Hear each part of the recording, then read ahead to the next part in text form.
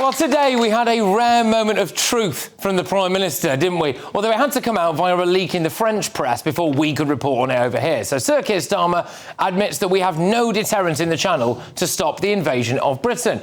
And it is an invasion, I'm afraid. Asylum seekers now account for 44% of the net migration figures. It's a remarkable statistic, that, isn't it? This important interruption is brought to you by ExpressVPN. Protect your money and your identity. Click the link in the description or scan the QR code here to get ExpressVPN right now and save up to 73% on annual plans today. Right, let's get back into it. We have a record 110,000 people claiming asylum now in Britain. In fact, there are 7,000 more illegal migrants in hotels than before Labour came to power, despite Rachel Reeves saying this. We will be ending the costly use of hotels to house asylum seekers in this Parliament. Well, it's now emerged that we are actually going to treble the cost of asylum accommodation. We did have a deterrent, Prime Minister. Spending £400 million on a plan not to get anybody to Rwanda. It's not a plan, it's a farce. Well, this week, it actually emerged that the Rwanda plan was a greater deterrent than this ridiculous, bogus one-in, one-out deal that's been done with the French. Starmer is begging the French for help, isn't he? Oh, Emmanuel, please, please, I'll do anything, please, just stop the boats in the water, please. Well, Yvette Cooper told us that the French were going to do it. We've now persuaded the French government to change their rules, to change their laws effectively, so that the French police can intervene with those boats and prevent people getting on them, and to prevent boats actually in French waters as well. Well, that promise lasted about as long as her tenure as Home Secretary, didn't it? Because it's over now. It never happened. We've sent the French £1 billion, roughly. They've done nothing with it. I mean, I'll stop the boat. Who in this room would volunteer to go and stop the boats? Yeah. Right, OK. You don't need to look very far, Prime Minister. In fact, it's funny you should say that, because British lads are now going over there. They're getting stuck in. There's a picture on your screens right now you're looking at. They've decided to go over there and slash a few boats in the sand dunes themselves. Oh, right. Okay. Look, we're going to talk about Labour's lies a bit later on, but when Sir Keir Starmer said this... He promised that he would stop the boats this year. I think the way to stop the boats is to smash the criminal gangs. People crossing in small boats across the Channel. We have to stop that. Right, well, it doesn't seem like he was giving us the full picture, did he, when it came to his plan to smash the gangs. Today, he admits there's no deterrent. There is, Prime Minister. Stop the benefits, suspend asylum applications and deport. Right, let's get the views of my panel and then we'll go to the wonderful live audience. Russell, your views on this. So Starmer admitting that there is no deterrent in the Channel now. Yeah, he's a bit behind the curve, I think it's fair to say, Patrick, isn't he? Something that we have been lamenting for goodness knows how long. And genuinely, honestly, I mean, I've lost count of the amount of times that we've heard that the French are going to come to our rescue. What possible incentive is there for the French to want to stop these migrants leaving their country? They have every incentive to want them to leave their country and to come here. And honestly, if we now think that French gendarmes are going to wade into the water and actually stop these boats, well, then I've got a bridge to sell you, frankly. It simply isn't going to happen. I think we're at the point where the public are now well and truly having our intelligence insulted, and I'm frankly sick of it, honestly, sick of it and bored of it. As you rightly said, there are easy ways of dealing with this. Not just actually, you know, builders from Basildon or whatever going over there and puncturing the boats themselves, but you just stop the incentives. Or you have internment camps on the shores of Dover, where when these people get off the boat, we stick them straight in there, we process them immediately and send them straight back. We certainly shouldn't be spending £8 billion a day on asylum, giving them flat-screen TVs in four-star hotels and all-they-can-eat buffets, for goodness sake. OK.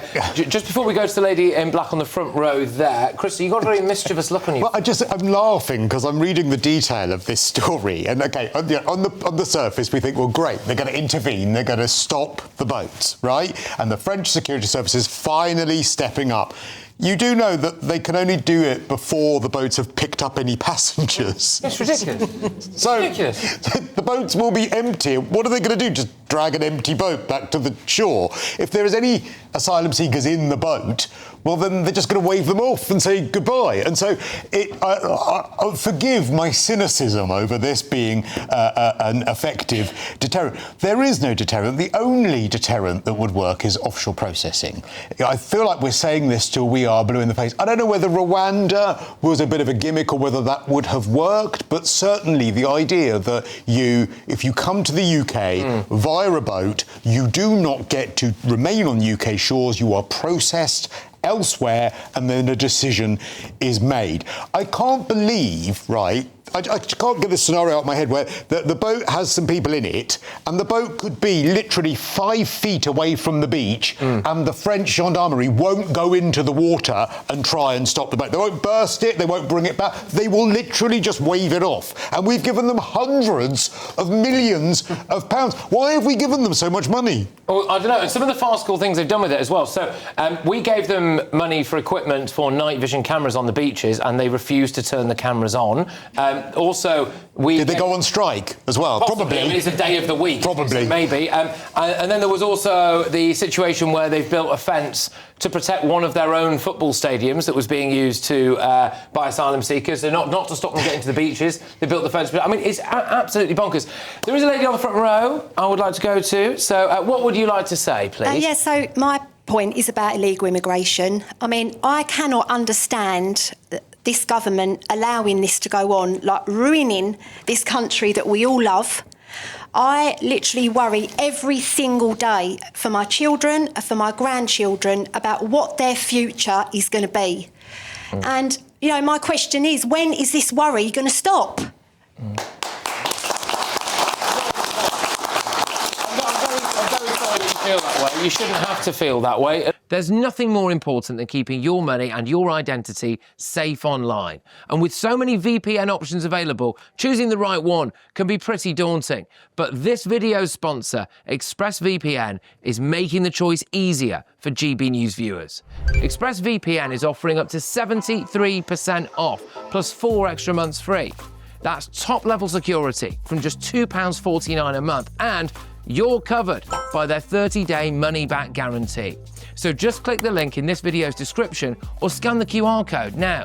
Remember, when you're online, you are often sharing personal data, so hackers can steal your information, your passwords, your photos, and your bank details in just seconds. But ExpressVPN encrypts your connection, making it virtually impossible for hackers to access your personal information. So why choose ExpressVPN? Well, it couldn't be easier to use. With just one click, you are protected. And ExpressVPN uses military-grade AES 256 encryption, which is the same standard trusted by the US government to guard their classified information. With their new tiered plans, you can protect up to 14 devices at once and manage passwords securely. Live chat support is available 24/7, and it typically connects you in under a minute with a real person. Click the link in this video's description or scan the QR code to get up to 73% off ExpressVPN, plus 4 extra months free. Start protecting yourself today with ExpressVPN. Linda, do you understand where that lady's coming from? Oh, sure. I mean, I have 3 children. I worry about what the future has to hold. I think the thing here is that you can trawl over all the details of this latest situation with the boats. The fact is, the French don't want those migrants there. End of. They don't want them. And they are resentful about the whole situation because they regard us as a magnet.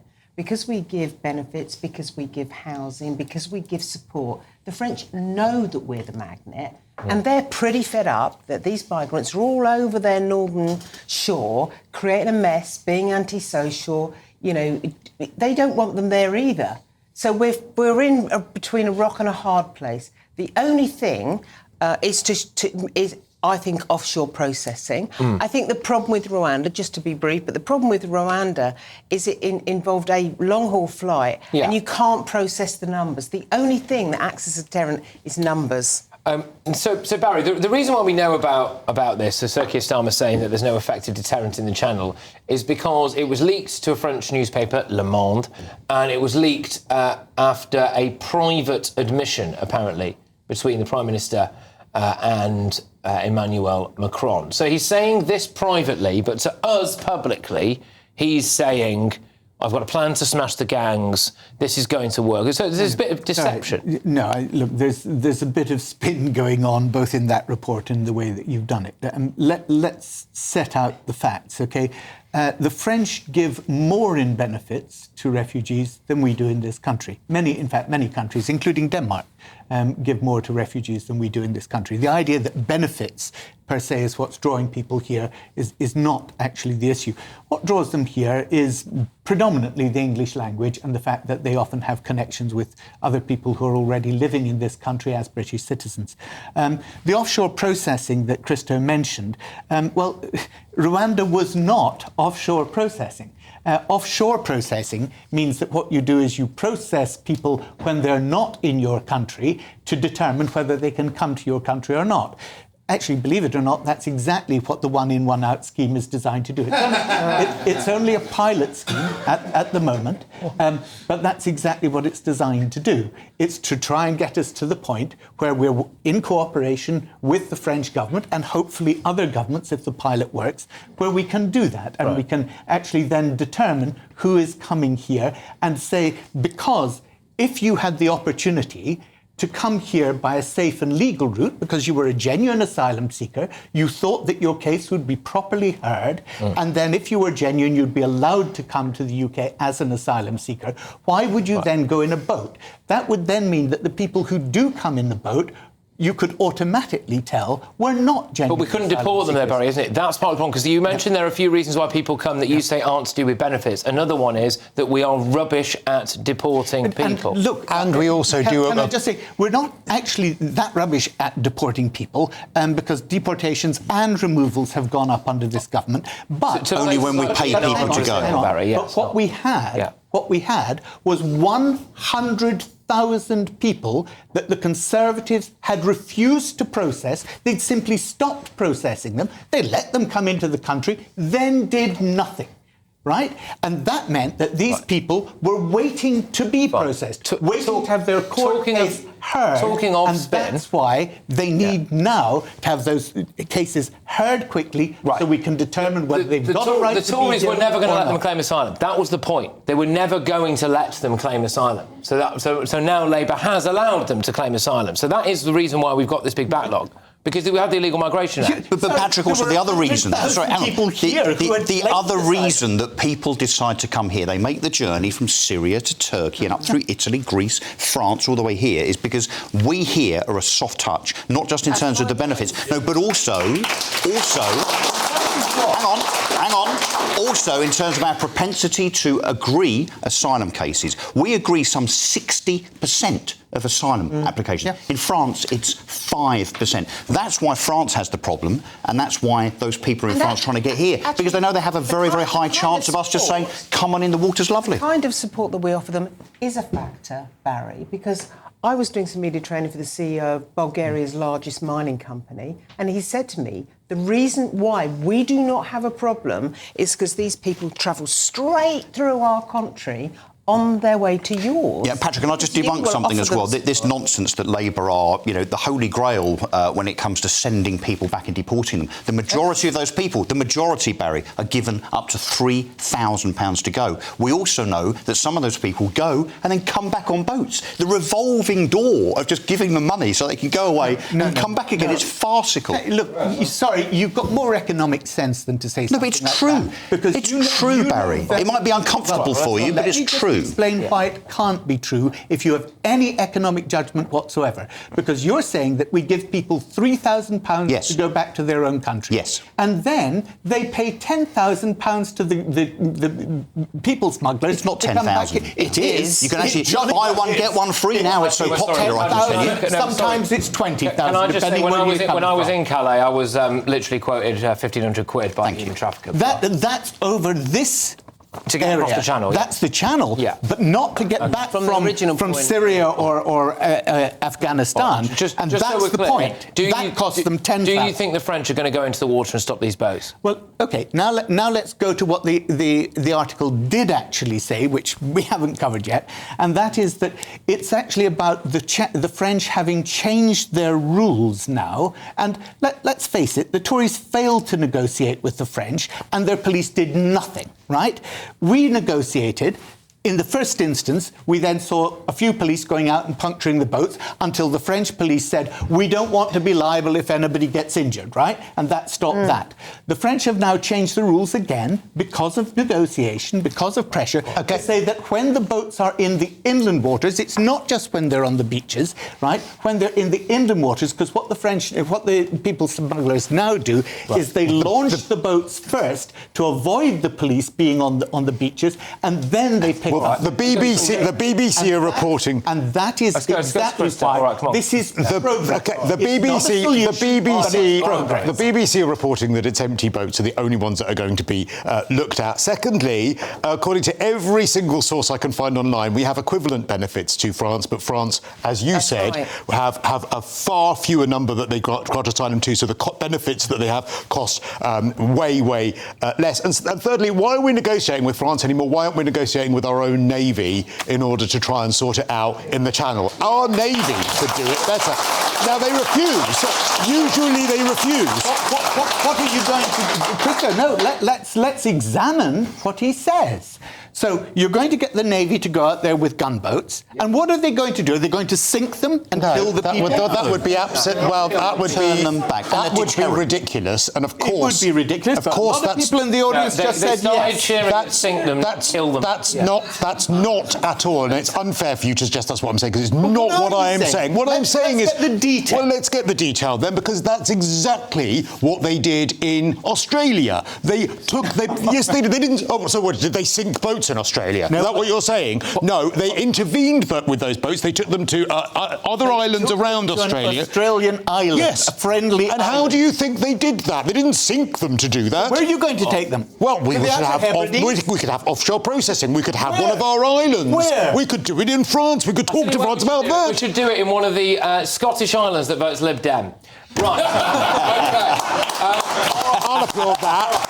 A lively start. Thank you very much to our wonderful audience. Thank you for the lady who asked the question as well. We are very much away.